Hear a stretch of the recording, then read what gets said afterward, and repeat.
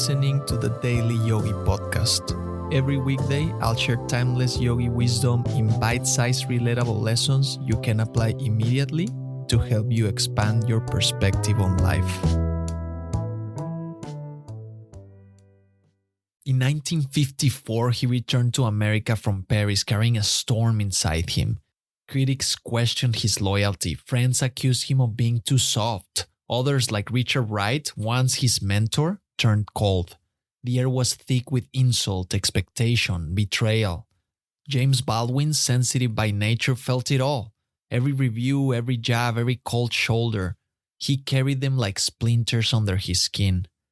Then, during a solo retreat to a small cabin in the woods alone with silence, he began to write Giovanni's Room, a novel that many told him not to write. It was too personal, too risky, too gay, too white. But in that stillness, beyond the clang of public opinion, Baldwin heard the story only he could tell. He didn't hear applause or critique, just a voice, his own. He returned from the woods changed, still sensitive and still tender, but somehow impervious. The insults didn't stop, neither did the praise. But he no longer chased or dodged either one. He smiled at both.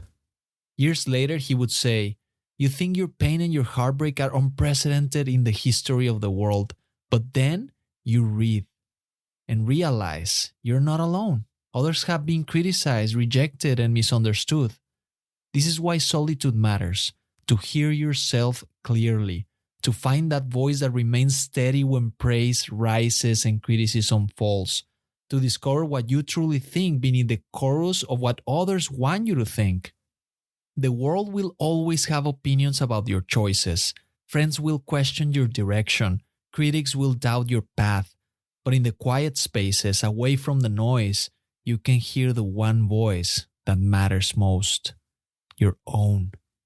Your ear must lose its sensitiveness to the unpleasant incidents of personality," Mabel Collins wrote, "before it can hear the truth clearly." In the woods, Baldwin lost his sensitivity to external noise and learned to hear truth clearly.